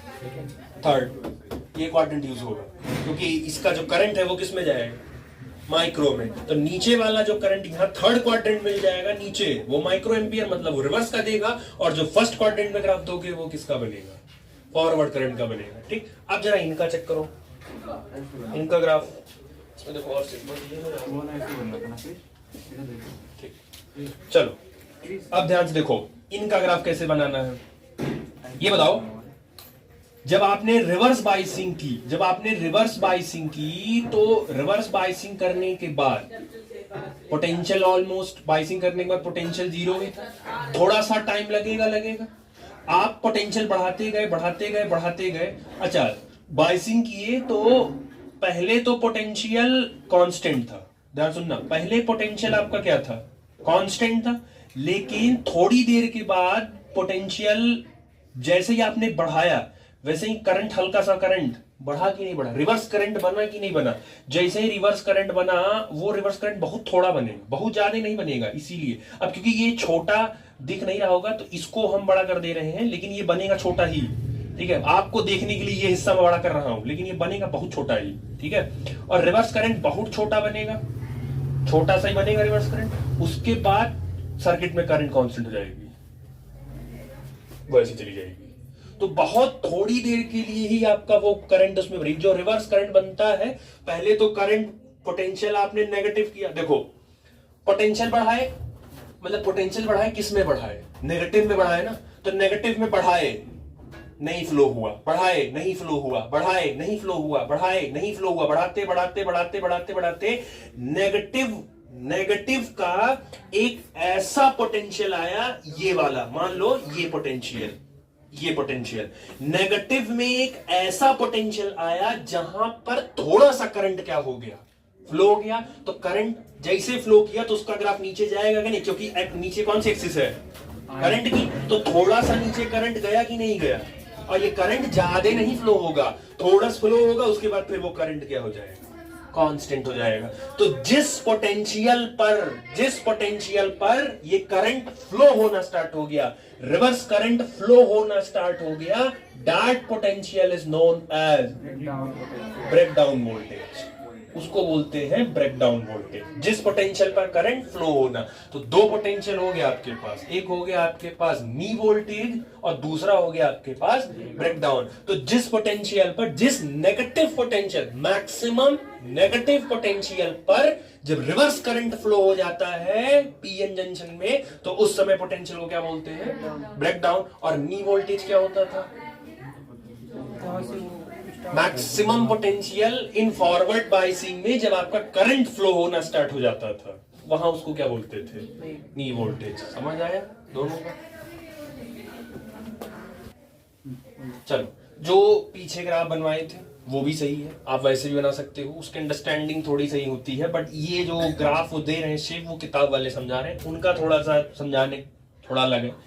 वो ये क्या कह रहे हैं, वो स्टार्टर नहीं मान रहे हैं। वो स्टार्टिंग में जब आप रिवर्स बायसिंग लगाओगे, तो रिवर्स बायसिंग के समय वो कह रहे हैं करंट पोटेंशियल एकदम नलीफाई जीरो ही है, तो उस समय पोटेंशियल जीरो है। वो एक्चुअल क्या कह रहे हैं, जैसे ही आपने पोटेंशियल बढ़ाया, तो पोटेंशियल बढ़ाते बढ़ाते आपने देखो, ये पोटेंशियल बढ़ाते बढ़ाते बढ़ाते बढ़ाते आप पोटेंशियल, अच्छा आप देखो पोटेंशियल तो बढ़ा रहे हो, लेकिन ये जो ग्राफ है ये करंट के डायरेक्शन में है, करंट के डायरेक्शन में है नहीं। करंट कहां है, वो तो सीधे किसका ग्राफ, किसकी वैल्यू बढ़ रही है, पोटेंशियल की करंट की? ग्राफ नहीं पढ़ पा रहे हो अभी तुम लोग, आधे तो ग्राफ नहीं पढ़ पा रहे हैं अभी। अगर ये ऐसे है और इस एक्सिस पर ए है, इस एक्सिस पर बी है, तो इसमें से कौन सी क्वांटिटी बढ़ रही है, ए की बी? ए बढ़ रही है ना, ये बी तो उतना ही है ना। तो आप बताओ, अगर यहां से यहां आते हो तो वी बढ़ रहा है कि आई बढ़ रहा है? वी बढ़ रहा है ना। आई तो पूरी जर्नी में क्या है, वो तो कांस्टेंट ही है। तो एक्चुअल क्या होता है कि जब आप रिवर्स बाइसिंग कर रहे होते हो, रिवर्स बाइसिंग करते समय जो भी करंट फ्लो होना था वो थोड़ा बहुत फ्लो होगा, उसके बाद वो रोक दिया जाएगा। उसके बाद आप पोटेंशियल बढ़ाते बढ़ाते बढ़ाते आप पोटेंशियल बढ़ा तो रहे हो, लेकिन कोई करंट फ्लो नहीं हो रहा है, लेकिन होते पोटेंशियल बढ़ाते बढ़ाते बढ़ाते एक पॉइंट ऐसा आएगा, वो आप यहां कोई पॉइंट मान लो, एक वोल्टेज ऐसा आएगा जहां पर करंट फ्लो ना हो स्टार्ट हो जाएगा। और जैसे ही करंट फ्लो होना स्टार्ट हुआ, देखो ग्राफ अब कहां जाने लगा, नीचे जा। अब उस पोटेंशियल पर देखो किसकी वैल्यू बढ़ने लगी। तो जिस पोटेंशियल पर, जिस मैक्सिमम नेगेटिव मैक्सिमम पोटेंशियल पर करंट फ्लो हो गया, that maximum negative potential is known as breakdown voltage. ठीक है, ब्रेक डाउन वोल्टेज उसी को बोलते हैं। समझ आया? ठीक है, ये हो गया बेसिकली आपका इनका ग्राफ। ठीक, अब ये पेपर में या किताबों में दोनों को मर्ज करके एक साथ देते हैं, वो एक साथ अभी दोनों, तो अभी हम एक साथ दोनों बनवा के दिखा देंगे आपको। ये समझ आया? लेकिन आप इंडिविजुअली रिवर्स बायसिंग डालोगे, अलग से उनका पहले ग्राफ बनाओगे, और जो आप अभी फॉरवर्ड में लिखे थे कि पोटेंशियल बैरियर डिक्रीजेस, तो रिवर्स बायसिंग में पोटेंशियल बैरियर इंक्रीजेस, और उसमें लिखे थे कि डिप्लीशन लेयर डिक्रीजेस, इसमें लिखोगे डिप्लीशन लेयर। उसमें आपने लिखा कि रेजिस्टेंस कम होता है, इसमें लिखोगे आप रेजिस्टेंस। तो जो आपने उसमें लिखा उल्टा आपको यहां करना है, फिर उसका ग्राफ आपको उसके नीचे बनाना है, फिर उसके बाद सेम रिवर्स है बायसिंग, उसका फिगर, उसका ग्राफ, सब करने के बाद एक साथ करना है। जब दोनों की सेपरेट सेपरेट हेडिंग कंप्लीट हो जाएगी, तब उसके बाद आप फिर एक फाइनल हेडिंग लिखोगे जो अभी हम लिखवा दे रहे हैं। ठीक, चलो, ये जो फॉरवर्ड और रिवर्स में आपने किया, इंडिविजुअल किया, वो दोनों को एक साथ मिला के बना दिया। एक्चुअल आपको बुक्स में और जो पेपर में पूछने के चांसेस है, वो सीधे आपसे लिखेंगे डिस्क्राइब आईवी कैरेक्टरिस्टिक ग्राफ, इतना ही लिखेंगे। अब आईवी कैरेक्टरिस्टिक क्या है कि आप ओम्स लॉ पे बच्चे पढ़ के जाते हैं, तो वहां भी वीआई, लेकिन वो फर्क है, आईवी और वीआई में थोड़ा फर्क आएगा। ये वर्ड इंक्लूड स्पेसिफिकली वो कैरेक्टरिस्टिक सेमीकंडक्टर के लिए है। अगर वो आपसे पेपर में कह दिए डिस्क्राइब आईवी कैरेक्टरिस्टिक ग्राफ, इसका मतलब ये आपसे वो बनवाना चाह रहे हैं। अगर नॉर्मल उनको बनवाना होगा तो वो कहेंगे कि वीआई ग्राफ बनाओ। वीआई ग्राफ बनाने का मतलब आप क्या बनवा रहे हैं, ओम्स लॉ। और आईवी कैरेक्टरिस्टिक ग्राफ बनाने का मतलब दूसरा है। आपसे कोई कहेगा कि एग्जामिनर प्रैक्टिकल देने जाओगे तो आईवी क्यों करते हैं, तो वो इसलिए क्योंकि सेमीकंडक्टर में दो तरीके का करंट फ्लो होता है, जिनमें से एक में मिली में जाता है और दूसरा, तो इसमें जो पोटेंशियल है बेसिकली वो करंट जो है वो डिपेंड कर रहा होता है पोटेंशियल पे, यहां पे बेसिकली। ठीक है, तो इसीलिए आई को बेसिकली किस एक्सिस पर रखा गया इस बार, क्योंकि अगर शायद याद हो एक्स एक्सिस पर वो रहते हैं जो इंडिपेंडेंट होते हैं और वाई एक्सिस पर वो होते हैं जो, तो बेसिकली सेमीकंडक्टर के अंदर दो तरीके का पोटेंशियल फ्लो हो रहा होता है, सॉरी दो तरीके का करंट फ्लो हो रहा होता है, एक में ज्यादा करंट है एक में कम करंट है, पोटेंशियल तो उतना ही रहेगा, वो कम ज्यादा खाली होगा, लेकिन करंट दो तरीके के हैं, तो जो करंट है वो पोटेंशियल पर डिपेंड कर रहा होता है, इसीलिए सेमीकंडक्टर के केस में जो पोटेंशियल है वो एक्स एक्सिस पर है और जो करंट है वो, तो फर्स्ट क्वाड्रेंट आप ध्यान से सुनना, फर्स्ट क्वाड्रेंट जो बनेगा, फर्स्ट क्वाड्रेंट में फॉरवर्ड बाइसिंग जाएगा और थर्ड क्वाड्रेंट में आपका रिवर्स बाइसिंग जाएगा। ऊपर जो फॉरवर्ड बाइसिंग में करंट होगी वो मिली एम्पियर में जाएगी और जो रिवर्स बाइसिंग की करंट है वो माइक्रो में जाएगी। समझ आ गया? बाकी as it is forward biasing का ग्राफ पीछे समझा दिया है कि पहले स्टार्टिंग में पोटेंशियल जीरो होता है, एक सर्टेन पोटेंशियल आने के बाद वो करंट धीरे से सर्किट में फ्लो होना स्टार्ट हो जाता है, क्योंकि आईवी थोड़ा बहुत पोटेंशियल आया है, जनरेट हुआ है, जिसकी वजह से करंट बना है, तो थोड़ी देर तक वो लीनियर ग्राफ देता है, लेकिन उसके बाद फिर वो एक्सपोनेंशियल ग्राफ दे देता है। वैसे भी ये नॉन ओमिक रेजिस्टेंस के लिए होता है। जिस पोटेंशियल पर करंट सेमीकंडक्टर के अंदर फ्लो होना स्टार्ट हो गया, voltage in forward biasing at which current starts flowing, उस पर्टिकुलर वोल्टेज को बोलते हैं नी वोल्टेज। दूसरा, रिवर्स बाइसिंग में जिस पोटेंशियल पर, जिस मैक्सिमम नेगेटिव पोटेंशियल पर करंट फ्लो होना स्टार्ट हो जाता है, that is called breakdown voltage. Reverse voltage at which bonded electron also break free and move towards N side. याद है ना, इधर वाले थे, इधर का इलेक्ट्रॉन टूटता था तो उधर भागते थे, तो ये हो गया आपका ब्रेकडाउन वोल्टेज। समझ आ गया? चलो, दूसरा फॉरवर्ड बाइसिंग हो गया, रिवर्स बाइसिंग हो गया। फॉरवर्ड बाइसिंग में आपका करंट फ्लो होता है, मिली में जाता है, रिवर्स में माइक्रो में है, करंट लगभग बहुत कम जाता है। तो जब सर्किट में ये मिलेंगे आपको, तो एज अ आइडियल कंडीशन में आप फॉरवर्ड रिवर्स को, फॉरवर्ड बाइसिंग या रिवर्स बाइसिंग को ट्रीट कैसे करोगे? सिंपल है, अगर आपके सामने फॉरवर्ड बाइसिंग दिख रही है, आपके सामने जो भी फिगर दिया होगा, क्वेश्चन जो भी दिया होगा, अगर वो फॉरवर्ड बाइसिंग होगा तो वहां आप ये एज्यूम करके चलोगे कि सर्किट क्या है, क्लोज्ड है, और करंट हमेशा क्लोज्ड सर्किट में फ्लो होता है। दूसरा, अगर आपके सामने अगर रिवर्स बाइसिंग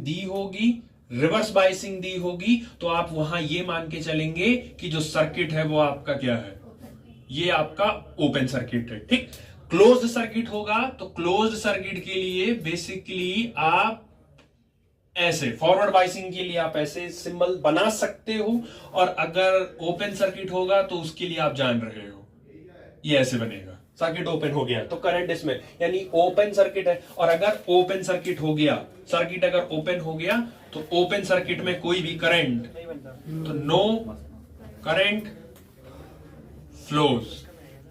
और अगर आपके पास क्लोज सर्किट है तो क्लोज्ड सर्किट के अंदर करंट ये फ्लोज करेगा। समझ आ गया? दूसरा, फॉरवर्ड बाइसिंग आप पहचानोगे कैसे? आपको बता दिए थे, potential of P side minus potential of N side, अगर डिफरेंस जीरो से बड़ा आया, ग्रेटर देन जीरो है, तो वो बाइसिंग फॉरवर्ड बाइसिंग होगी। और अगर इनका difference potential of V minus potential of N, और अगर ये लेस देन जीरो यानी कि नेगेटिव आ गया, तो वो किस में जाएगा, रिवर्स बाइसिंग में। समझ आ गया? ये आइडियल कंडीशन है, आप ट्रीट करेंगे। एग्जाम्पल के तौर पर, जैसे आपके सामने अगर आ गया, मान लो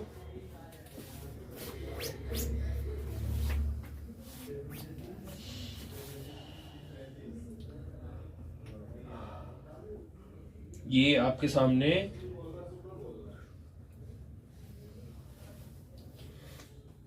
ऐसे दिया है और यहां पर 2 ओम दिया है और यहां पर 4 ओम दिया है, और सेम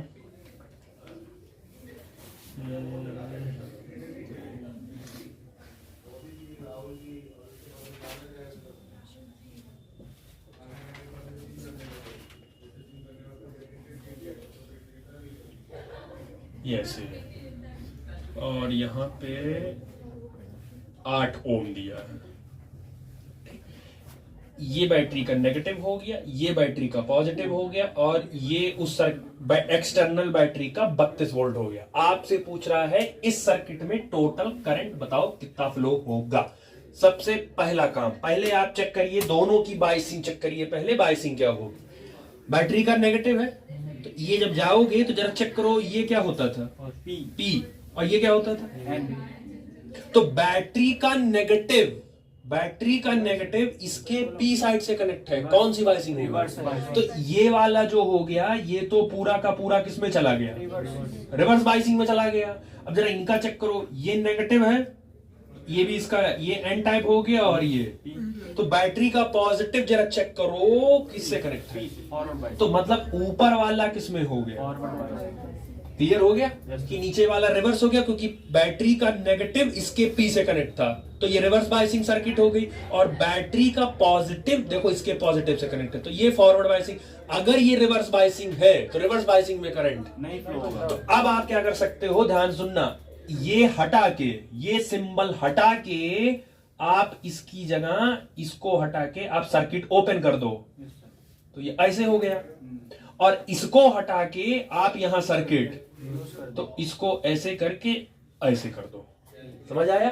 अब इस बैटरी से यहां से जो भी करंट निकलेगा आई, तो आई यहां भी जाएगा, और जब आई यहां पहुंचेगा तो आई यहां डिवाइड होगा कि नहीं होगा, नहीं होगा। नहीं होगा, क्योंकि रिवर्स बाइसिंग है ना, करंट अलाउ ही नहीं करेगा, तो जो भी करंट होगा वो एज इट इज, सीधे चला तो वो सीधे करके घूम के फिर ऐसे, मतलब बीच वाले में करंट नहीं फ्लो होगा। कुछ याद आया, मिलता जुलता था, बीच में करंट फ्लो नहीं होता था, व्हीटस्टोन ब्रिज वही सेम कंडीशन, थोड़ी बहुत मैच कर रही है, तो बीच वाला, अब अगर बीच वाला नहीं, इसमें फ्लो ही नहीं हो रहा है, तो 8 ओम और 2 ओम ये दोनों किस में हो गए, सेम करंट दोनों फ्लो करेगा, तो दोनों किस में हो गए, सीरीज में हो गए, तो सीरीज का 8 और 2 इक्विवेलेंट रेजिस्टेंस इसका 10 ओम आ गया, पूरे सर्किट का पोटेंशियल 32 वोल्ट है, तो आई क्या, V is equal to Ohm's law के हिसाब से I इंटू R, तो I is equal to V by, और V कितना दिया है 32, R कितना दिया है 10, मतलब जो करंट होगा वो कितना होगा 3.2 एम्पीयर आना होगा, तो यही नहीं आएगा, वही पहचानने के लिए आएगा, फॉरवर्ड है रिवर्स है उसके बेसिस पर, आ गया समझ में। तो आप क्या करिएगा, आप 2 फिगर बनाइएगा, हमने तो मिटा के यही कर दिया ना, आप पहले एक्चुअल जो क्वेश्चन है जो दिए थे पहले वो फिगर बनेगा, उसके बाद ऐसे ही लिख लेना, ऐसे हम लिखे फॉरवर्ड बाइसिंग रिवर्स बाइसिंग, उसके बाद ऐसे लगाना और फिर एक बार ये वाला फिगर बनाना, ताकि पता रहेगा कि हाँ पहले ये फॉरवर्ड बाइसिंग था, ये रिवर्स बाइसिंग था, फिर उसको हमने उसको रिप्लेस किया इस वाले सिंबल से, तब उसके बाद हमने बनाया, तो आपको 2 बार बनाना पड़ेगा फिगर, समझ आया, अंडरस्टैंडिंग के लिए सामने। चलिए इस चैप्टर का लास्ट टॉपिक है, इसमें कोई न्यूमेरिकल होता तो है बट आपके सिलेबस में न्यूमेरिकल नहीं है, वो सिर्फ ऊपर से ग्राफ है, क्या काम करता है, कैसे ग्राफ बनाना है, आपको बस एक अंडरस्टैंडिंग लेनी है। बाकी इसके अंदर रिपल फैक्टर होता है, IRMS वैल्यू होती है, इनके अंदर भी I0 वैल्यू होती है। हाँ, अब ये हिस्सा समझने के लिए 2 टॉपिक स्टॉप होना चाहिए, पहला ट्रांसफार्मर और दूसरा AC, ये 2 जिनको थोड़ा बहुत याद होगा तो ठीक है, नहीं भी याद होगा तो जो जैसे कह रहे हैं वैसे आप एक्सेप्ट कर लीजिए कि हाँ ऐसा होता होगा, क्योंकि हम पढ़ा चुके हैं तो ऐसा ही हुआ होगा, जिनको याद होगा उनके लिए अच्छी बात है। अब आपका जो पीएन जंक्शन है, जो इतनी मेहनत किए हो, पीएन जंक्शन पहले semiconductor types, N type, P types, फिर आपस में मिलाए, पीएन जंक्शन डायोड बनाए, उसके बाद आपने पूरा उसका फॉरवर्ड बाइसिंग किया, रिवर्स बाइसिंग किया, कंबाइन किया, इतनी मेहनत आपने किया क्यों, वो लास्ट में आपने रेक्टिफायर बनाने के लिए किया। तो बेसिकली रेक्टिफायर क्या होता है, रेक्टिफायर आपका एक ऐसा इलेक्ट्रॉनिक डिवाइस होता है, इलेक्ट्रॉनिक डिवाइस होता है जो काम क्या करता है, आपके एसी वोल्टेज को वो कन्वर्ट कर देता है किसमें, डीसी वोल्टेज में। तो rectifier is an electronic device in which the AC voltage can be converted into DC voltage. तो एसी को डीसी में कन्वर्ट करने के लिए रेक्टिफायर यूज करते हैं, और डीसी को एसी में कन्वर्ट करने के लिए इन्वर्टर यूज करते हैं। ये दोनों की क्लियरिटी रखिएगा, ठीक। अब ये जो रेक्टिफायर होता है, ये रेक्टिफायर आपका 2 तरीके का होता है, 2 पार्ट्स में रेक्टिफायर को पढ़ाया जाता है। पहला जो इसका पहला रेक्टिफायर पार्ट होता है that is called half wave rectifier, और जो इसका दूसरा होता है that is called full wave rectifier, full wave rectifier, समझ आए। दूसरा, अब अगर एसी की बात की जाए तो जब एसी आपके दिमाग में बोला जाता है तो क्या एसी बोलते ही दिमाग में ये आता है, यही आता है, और बताया गया था एसी का डायरेक्शन क्या हो, मैग्नीट्यूड और डायरेक्शन एक फिक्स्ड इंटरवल ऑफ टाइम के बाद क्या होता है, एक साइकिल के बाद वो अपना डायरेक्शन क्या कर लेता है, चेंज। लेकिन डीसी में उसका सिर्फ मैग्नीट्यूड चेंज होता है, डायरेक्शन चेंज नहीं होता। तो डीसी का जो आपका सोर्स देखो, तो डीसी के केस में क्या होता है, डीसी आपका बेसिकली ऐसे होगा, फिर ऐसे होगा, फिर ऐसे, मतलब ये बेसिकली जो पार्ट होता है जो सिर्फ एक तरफ जा रहा है सेकंड हिस्से, क्योंकि सेकंड वालों अगर हो जाएगा तो वो डायरेक्शन भी चेंज हो जाएगा। तो डीसी का सिर्फ डायरेक्शन चेंज है, उसका सिर्फ मैग्नीट्यूड होता है। तो ये एसी है, डीसी में कन्वर्ट हो जाएगा। समझ आया? अब हाफ वेव और फुल वेव काम कैसे करता है, तो देखो हाफ वेव में क्या होता है कि आप हाफ वेव को एसी दे रहे होते हो, ये आपका हाफ वेव का लिए है। अगर हाफ वेव को आप एसी सोर्स दोगे तो नाम ही लिखा है उसका हाफ वेव, तो इसका मतलब है वो डीसी में पूरे वेव को कन्वर्ट नहीं कर पाएगा, सिर्फ आधे को कन्वर्ट करेगा। साइकिल पहचानना, ये हाफ साइकिल और ये हाफ, तो यहां तक ये एक साइकिल है, उसके बाद यहां शुरू होगा और यहां खत्म हो गया। ये कितनी साइकिल थी? तो दो साइकिल मैंने इस बनाया है, जिनमें से एक दो ऊपर है और दो आपका नीचे है। ऊपर वाले को क्रस्ट बोलते थे, नीचे वाले को, दो क्रस्ट के बीच की डिस्टेंस को, हाँ, दो क्रस्ट के बीच की सक्सेसिव डिस्टेंस को वेवलेंथ बोलते थे, या दो ट्रफ के बीच को। तो हाफ वेव है तो ये क्या करेगा, सिर्फ आधी वेव को ही डीसी में कन्वर्ट कर पाएगा, मतलब इसको कन्वर्ट कर देगा, इसको तो वो कन्वर्ट कर दिया डीसी में, इसको नहीं कर पाएगा। तो इसको नहीं कर पाएगा तो एज इट इज रह गया वैसे ही। फिर इसको कन्वर्ट कर देगा तो फिर ये ऐसे बनेगा, तो इसमें ऐसे बनेगा। आधी वेव को किया इसीलिए आधा आधा बनेगा। सेकंड, ये तो इनके लिए हो गया, ये इनके लिए है, ये डीसी बन गया आपका, ये डीसी बन गया। अब जरा फुल वेव के लिए चेक करो, तो जब आप फुल वेव के लिए दोगे तो एक साइकिल, दो साइकिल, तीन साइकिल, तो ये तीन साइकिल दिया। तो इसको जब आप कन्वर्ट करोगे डीसी में, तो क्योंकि फुल वेव क्या करती है, पहले को कर दिया, फिर दूसरे को भी कर दिया, फिर अगले वाली को फिर कर दिया, और फिर ऐसे, ये ऐसे जाएगा। तो ये आपका एसी था और ये किस में कन्वर्ट हो गया, समझ आया? तो हाफ वेव में सिर्फ ये वाला फिगर ऐसे मिलेगा अभी, और फुल वेव में ये। तो ऐसा क्या होता है कि हाफ वेव में ऐसे हो रहा है, बस वही एक लास्ट आपको पढ़ना है कि ऐसा क्या इन दोनों में होता है। समझ आए? एक चीज और, इसमें ऐसे बनाए हैं, ध्यान से देखो, कर बनाए हैं ना, इसमें भी तो वैसे ही बनाए हैं। तो कहां डीसी कन्वर्ट हुआ, बना तो वो भी वैसे ही, ऐसे ही बना, ऐसे ही बना। डायरेक्शन प्योर डीसी है ये, प्योर डीसी है, प्योर डीसी है ये नहीं, प्योर डीसी नहीं है ये। ना तो ये एसी है और ना तो ये पूरा, तो ना तो वो एसी है ना तो ये डीसी, पूरा नहीं हो सकता है ये। तो इसके लिए फिर अलग से जुगाड़ लगाया जाता है। जहां भी आप रेक्टिफायर लगा रहे होंगे, लोड जहां भी आप होगा, उस लोड के पास आप एक कैपेसिटर लगा दीजिए। कैपेसिटर लगाने से क्या है कि कैपेसिटर लगाने से आपको पूरा डीसी मिल जाएगा, एसी रोक दिया जाएगा, फायदा होता है। अगर जिनको याद होगा, आपने इंडक्टिव रिएक्टेंस पढ़ा था और आपने कैपेसिटिव रिएक्टेंस पढ़ाए थे, कुछ याद है? डीसी में रिएक्टेंस क्या फ्लो करता है, एसी करंट की फ्रीक्वेंसी क्या होती थी, डीसी करंट की फ्रीक्वेंसी क्या होती थी, कुछ याद आया? नहीं याद है। इंडक्टिव रिएक्टेंस क्या होता था? इंडक्टिव रिएक्ट, अगर याद करो, कैपेसिटर को अगर डीसी के साथ लगाओ और कैपेसिटर को एक बार एसी के साथ लगाओ, अलग से टॉपिक करवाए हैं कि नहीं करवाए? दोनों के साथ करवाए। इंडक्टिव रिएक्टेंस क्या होता है, फॉर्मूला क्या है इंडक्टिव रिएक्टेंस का, किससे डिनोट करते थे इंडक्टिव रिएक्टेंस को? ये पढ़ाई हो रही है आपकी, इतना नहीं याद है। इंडक्टिव रिएक्टेंस क्या है? XL is equal to omega into L. Capacitive reactance XC is equal to 1 upon omega C. Omega is equal to क्या होता है? 2 पाई एफ। डीसी में फ्रीक्वेंसी होती है, डीसी के पास फ्रीक्वेंसी होती है, डीसी के पास फ्रीक्वेंसी होती है। अरे डीसी के पास फ्रीक्वेंसी क्या होती है? डीसी की फ्रीक्वेंसी क्या होती है? तो अगर डीसी की फ्रीक्वेंसी 0 है, अगर आपने कहा, क्योंकि आप कैपेसिटर लगाने जा रहे हो, तो कैपेसिटर मतलब XC is equal to 1 upon omega C, तो ओमेगा इज इक्वल टू होता है 2 पाई एफ इंटू सी। तो अगर आपने इसको डीसी दिया, डीसी के साथ कनेक्ट किया, तो डीसी में फ्रीक्वेंसी होता ही नहीं है, तो डीसी का फ्रीक्वेंसी क्या हो गया? ये 0 होते ही 1/0, इनफाइनाइट। तो एक्सी क्या हो जाएगा? मतलब जब कैपेसिटर लगाओगे तो कैपेसिटर डीसी सोर्स के साथ कितना रेजिस्टेंस देगा?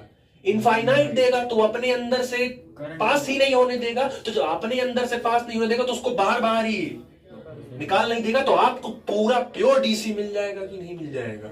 लेकिन अगर आपने इसको एसी के साथ लगाया, यही सेम काम अगर आपने एसी के साथ लगाया, तो याद करो एसी का फ्रीक्वेंसी बोले थे कि कुछ फाइनाइट होता है, तो अगर कुछ फाइनाइट होगा तो मेक श्योर है कुछ ना कुछ तो आएगा ही।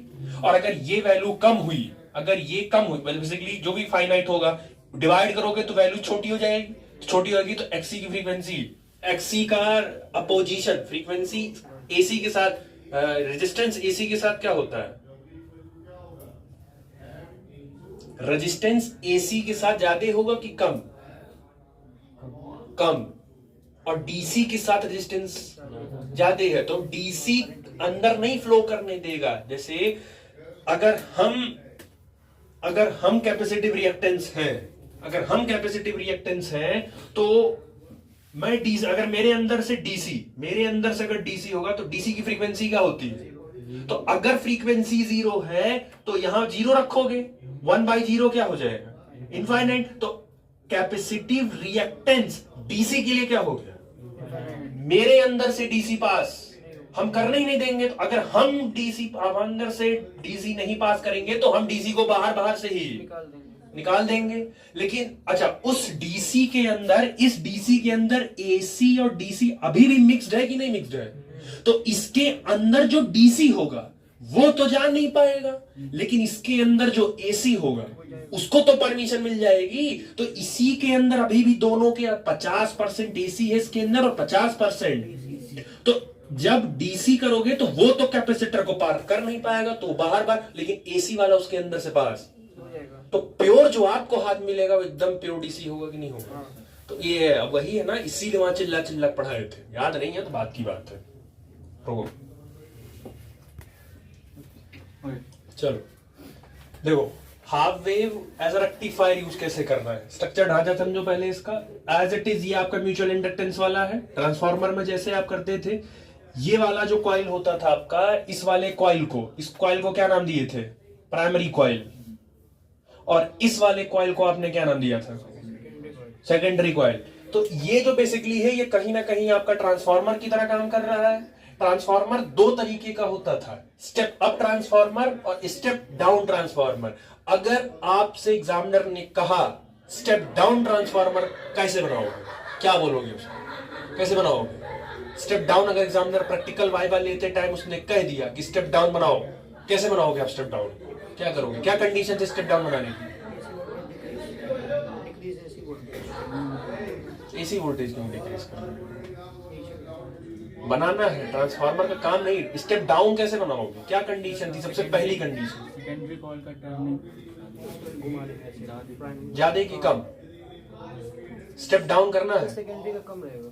अगर स्टेप डाउन बनाना होगा तो सेकेंडरी में नंबर ऑफ टर्न्स कम रहेंगे और number of turns in primary coil, तो वो स्टेप डाउन ट्रांसफार्मर होगा।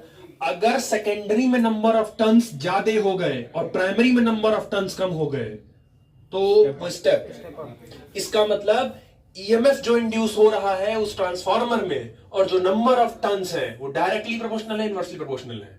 ES by EP is equal to, prove कराए थे, यही बीच में प्रूव कराए थे, NP by NS उल्टा होता है, रिलेशन इनका उल्टा होता है। ES by EP upon NS by NP, relation उल्टे का है इनका, ठीक है। अब क्या है, क्योंकि AC सोर्स है तो AC सोर्स में दो साइकिल चलती है। पहली साइकिल प्लस में चलेगी और उसकी जो हाफ साइकिल है वो किस में चलेगी? तो half cycle plus minus plus minus plus minus ऐसे चलेगी। अब पहली साइकिल की बात हो रही है, ऊपर वाली की बात हो रही है। तो अगर ये नेगेटिव है तो ये भी नेगेटिव होगा, ये पॉजिटिव है तो ये भी, तो अगर ये नेगेटिव है तो सामने वाला भी म्यूचुअल इंडक्शन से सामने वाला भी नेगेटिव होगा और म्यूचुअल इंडक्टेंस से सामने वाला भी। तो अगर ये नेगेटिव है तो पीएन जंक्शन का ये कौन सा हिस्सा है, पी, और ये कौन सा हिस्सा है, N. एन। नहीं रुको, पहले इसको पॉजिटिव कर लो तब वो करो, इसको पॉजिटिव कर लो, इसको नेगेटिव कर लो। ये पॉजिटिव और ये नेगेटिव। तो अब समझो, ये पॉजिटिव था तो ये पॉजिटिव हो गया, और म्यूचुअल इंडक्टेंस से सामने वाला भी पॉजिटिव। ये नेगेटिव था तो ये नेगेटिव, और म्यूचुअल इंडक्टेंस से सामने वाला भी नेगेटिव। अब ये जो पॉजिटिव है ये चेक करो पॉजिटिव से ही कनेक्ट है, तो इसका, और ये जो नेगेटिव है ये नेगेटिव से कनेक्ट है। मतलब कि अभी फिलहाल इस समय ये सर्किट किस में कनेक्ट है। अगर मैं पहला कंडीशन लूं तो पहला हाफ साइकिल के लिए ये किस में कनेक्टेड हो गया, तो फॉरवर्ड बाइस में। और जैसे ही फॉरवर्ड बाइस में होगा करंट फ्लो कर जाएगा, तो आपका जो भी करंट यहां होगा, जो फर्स्ट हाफ होगा वो यहां से फ्लो कर जाएगा। फ्लो करते ही यहां से आउटपुट निकलेगा, जो भी आउटपुट यहां से निकलेगा आप यहां पर कैपेसिटर लगा दो, वो कैपेसिटर उस जो थोड़ा बहुत भी एसी होगा उसको वो किस में कन्वर्ट कर देगा, ये ऐसे हो जाएगा। मतलब ये ग्राफ अगर कैपेसिटर, देखो कैपेसिटर लगाने के पहले और कैपेसिटर लगाने के बाद का ग्राफ अलग अलग बनेगा। अगर कैपेसिटर नहीं लगा रहे हो तब तो आपको ऐसे ही बनाना पड़ेगा। लेकिन अगर आपने कैपेसिटर वहां लगा दिया, जनरली ये किताबों में टीचर्स बताते नहीं है, अगर आपने कैपेसिटर वहां पर इंट्रोड्यूस कर दिया तब तो वो आपको पूरा प्योर डीसी मिल जाएगा। एक हद तक 98% तक डीसी मिल जाता है आपको, तो उस समय उसका ग्राफ ऐसे बनेगा, क्योंकि अब पूरा डीसी हो गया, तो पूरे डीसी की लाइन स्ट्रेट करके ही जाएगी। समझ आ गया? हाफ साइकिल का हो गया। अब तुरंत जैसे अगला साइकिल आएगा ये अपना साइकिल क्या कर लेगा, तो अब दूसरे साइकिल के लिए, सेकेंड हाफ के लिए ये नेगेटिव हो जाएगा, ये फिर ये क्या हो जाएगा, ये नेगेटिव, तो म्यूचुअल इंडक्टेंस है, ये भी नेगेटिव, ये पॉजिटिव।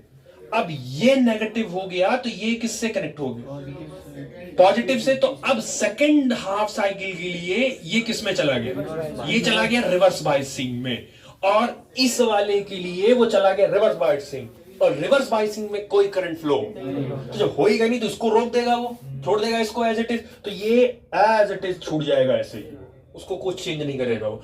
फिर अगला साइकिल आएगा तो फिर अगले साइकिल में ये पॉजिटिव, और अगले साइकिल में फिर ये नेगेटिव, ये पॉजिटिव, ये नेगेटिव, वापस फिर ये दोनों कौन से हाफ के थे, फर्स्ट हाफ का था ये। अब जब आपका फिर से उसके बाद आएगा सेकंड हाफ आप शुरू करोगे तो फिर से उसके बाद ये किस में कनेक्ट हो जाएगा, फॉरवर्ड बायस में करंट आएगा एज इट इज, तो फॉरवर्ड बायस में इस कैपेसिटर लगाए हो तो ये ग्राफ ऐसे बनेगा।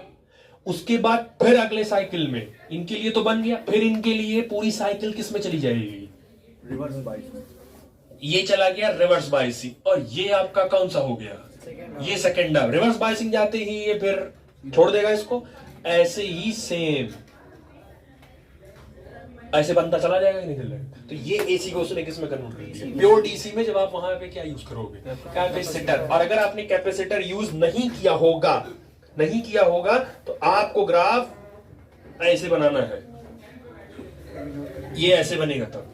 तो ये विथ कैपेसिटर है, डीसी वोल्टेज विथ कैपेसिटर, और ये डीसी वोल्टेज है विदाउट कैपेसिटर। तो पेपर में ये चेक कर लेना कि वो कह रहे हैं कैपेसिटर लगाना है कि नहीं लगाना। अगर लगाना होगा तो इस तरीके से बनेगा, और नहीं लगाना होगा तो ये इस तरीके से बनेगा। समझ आया? ये था half wave rectifier as a PN junction. ठीक, चलो फिगर चेंज नहीं है, ऑलमोस्ट डायरेक्ट है। बस आपको फुल वेव में, क्योंकि फुल वेव करना है तो इसीलिए आपको एक डायोड नहीं, अब आपको दो डायोड लगाना पड़ेगा। ये पहला डायोड है D1, ये दूसरा डायोड है आपका D2, और इस बार जो लोड है वो आपका RL आउटपुट यहां बीच में है, और इस लोड पर मैंने इस कैपेसिटर लगा दिया ताकि पूरा कन्वर्ट हो जाए। कैपेसिटर लगाने से पूरा हो जाएगा। सेम काम फिर से वही रिपीट होगा जो आपका होता था। इसमें थोड़ी बहुत चीजें लिखनी पड़ेंगी, समझ लो। समझे रहोगे तो पेपर में एक्सप्लेनेशन में आप खुद लिख ले जाओगे, क्योंकि हम लिखवा के भेजेंगे, डिट्टो आप याद करके लिखो, डैम श्योर नहीं है। समझे रहो, अपनी लैंग्वेज में लिख लेना। आप जैसे ही एसी सोर्स ऑन करोगे, ये पॉजिटिव है तो ये वाला पॉजिटिव होगा, म्यूचुअल इंडक्टेंस से ये भी पॉजिटिव होगा, ये नेगेटिव है तो ये भी नेगेटिव होगा, तो ये भी नेगेटिव। अब एक एक करके दोनों डायोड चेक करो पहले। ये पॉजिटिव है, तो जब ये पॉजिटिव है तो ये पी से कनेक्ट है, तो एज इट इज ऊपर वाला फॉरवर्ड बाइस में चला गया फर्स्ट हाफ में, ठीक है, इन फर्स्ट हाफ। तो पहले हाफ में जो आपका पहली जो साइकिल थी उसमें ये वाला D1 फर्स्ट हाफ में D1 किस में चला गया, फॉरवर्ड बायस में। जरा ये चेक करो, नेगेटिव, ये नेगेटिव है तो ये पॉजिटिव से जुड़ा है, तो D2 क्या हो गया, तो D2 वाला फर्स्ट हाफ में जो D2 था वो किस में चला गया, रिवर्स बायस में चला गया। तो जब सिर्फ D1 फॉरवर्ड बायस में है तो जो करंट अलाउ होगा वो इसी से होगा, इसमें करंट कोई अलाउ नहीं किया जाएगा, तो नीचे वाले से कोई करंट अलाउ, तो यानी कि ये पहली साइकिल को क्योंकि मैंने कैपेसिटर लगाया है तो पहली हाफ साइकिल को ये कन्वर्ट कर देगा किसमें, डीसी में कन्वर्ट हो गया। सेकेंड हाफ साइकिल, जैसे ही आपका सेकेंड हाफ साइकिल आएगा, ये फर्स्ट हाफ हो गया, अब आता है आपका इन सेकेंड हाफ।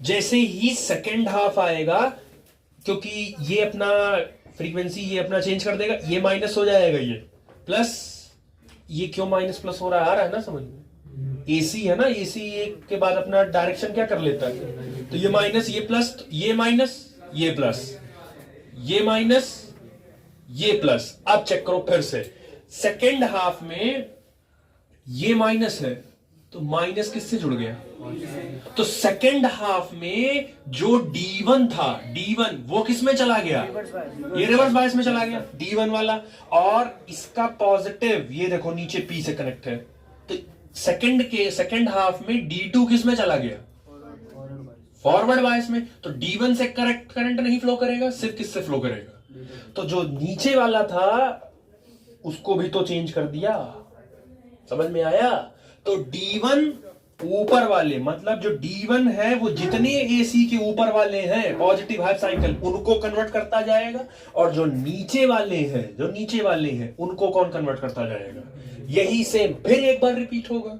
फिर जब रिपीट होगा, अच्छा ये एक साइकिल कंप्लीट हो गई कि नहीं, अब अगली में फिर ये पॉजिटिव होगा, ये नेगेटिव होगा, फिर वही सेम काम, फिर ये बना, ये ऐसे बनता जाएगा कि नहीं बनता जाएगा। अच्छा ये इसको कौन कन्वर्ट कर दिया था, D1, इसको कौन किया, D2, इसको D1, इसको D2, इसको D1। अब रट ना लियो D1 D2, यहां के हिसाब से करना है। अगर आपने पहले नेगेटिव माना होता, इसको पहले ही नेगेटिव माना होता, तो उसके केस में ये D1 फिर रिवर्स बायस में हो जाता, D2 हो जाता। तो रटना नहीं है आपको कि बस इतना जानो अल्टरनेट में ही मिलेगा, मतलब एक अगर ऊपर वाले वेव को कन्वर्ट करेगा तो दूसरा वाला दूसरे वेव को कन्वर्ट करेगा, ये आपका AC DC में कन्वर्ट हो जाएगा, समझ आया। और ये हो गया आपका चैप्टर खत्म, जो था यहीं पे, बाकी जो लिखवाना भेज देंगे, हो गया चैप्टर खत्म, ठीक।